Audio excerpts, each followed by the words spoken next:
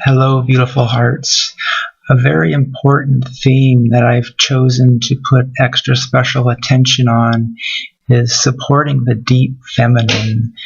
It seems like our patriarchal society has focused a lot on the more superficial feminine, or even the what I would maybe refer to as the fake feminine.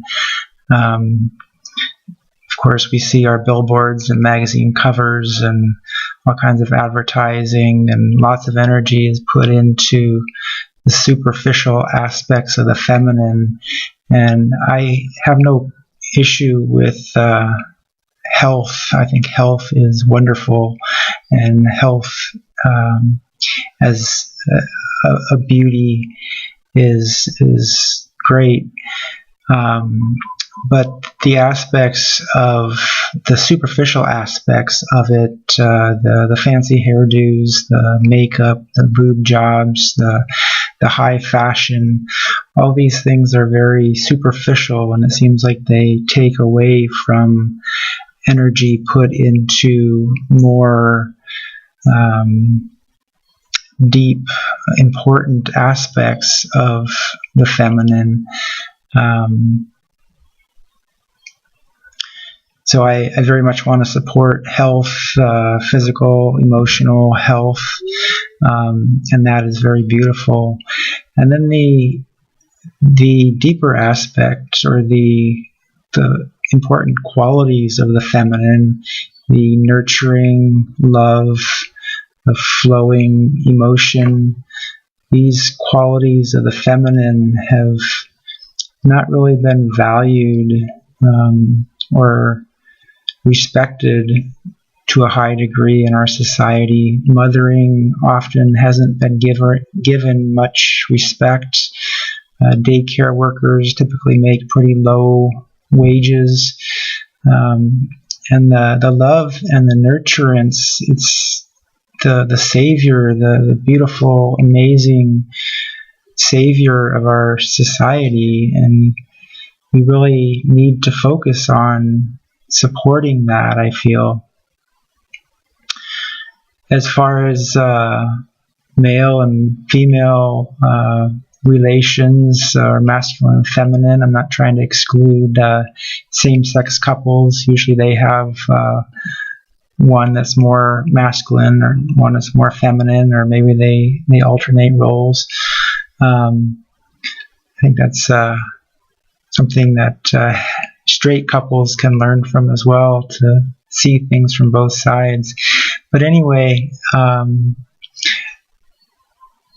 with valuing the deep feminine, it seems like a lot of men sometimes have a hard time valuing those the feminine issues, especially the emotional flow, and women are often looked at as bitchy or emotionally unreasonable, and so on. And some of that is true. A lot of it, I think, is from unhealthy emotions that haven't been healed or nurtured the way that they need to be.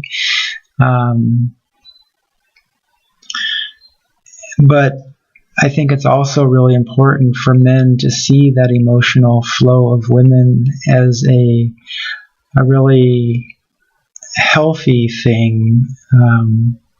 If they can see the message behind the words that sometimes shouldn't be taken completely literally, if they can kind of flow and provide space for their partner, their feminine partner that they're hearing from,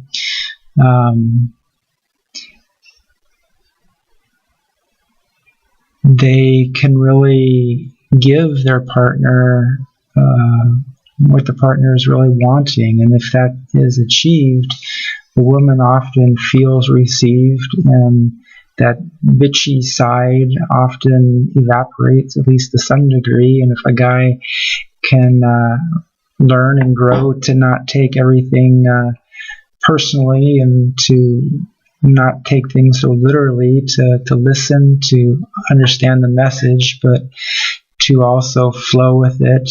And I think they'll see that they can come out the other side and really be a closer couple. I know that's hard to really put into practice when we're in the middle of it, but it helps to reflect on these things. I think also some men, I should say, reject the feminine in themselves. I think this is linked to homophobic activity, and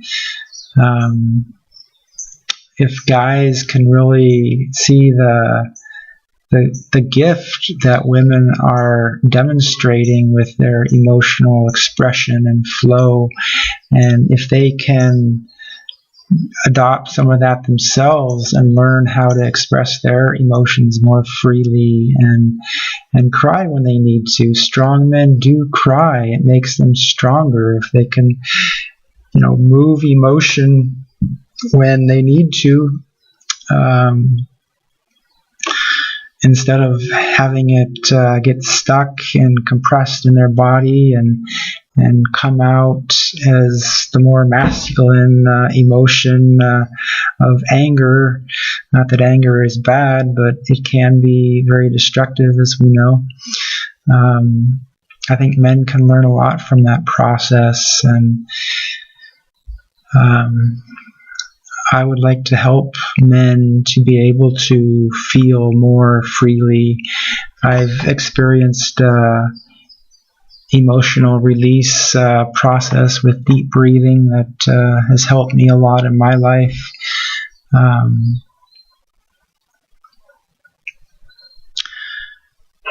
And with women and men relating, the masculine and feminine relating, both sides have been hurt by the other, and it's often that hurt causes a rejection of the masculine or a rejection of the feminine. And if we can try to look at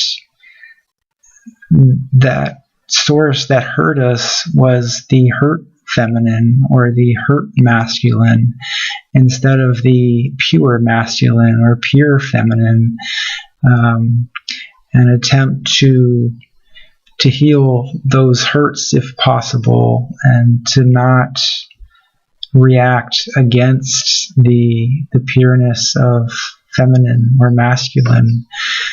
Both feminine and masculine are very important in our world, and they have wonderful qualities, and we need to support each other. I feel like the feminine has not been given the priority that it deserves, though, throughout history in our patriarchal society. So that's why I'm really wanting to focus on the deep feminine and really supporting that the loving nature, the loving, nurturing, emotional flow, and of course the healthy feminine in all aspects is something that we should support. So I would like to eventually have workshops and retreats where we can go into more depth on these subjects and share and express emotions, create trust and learn from each other, and be able to be vulnerable and transparent and learn and grow. So if any of that interests you, please reach out and get in touch with me. And thanks for listening. Much love. Aloha.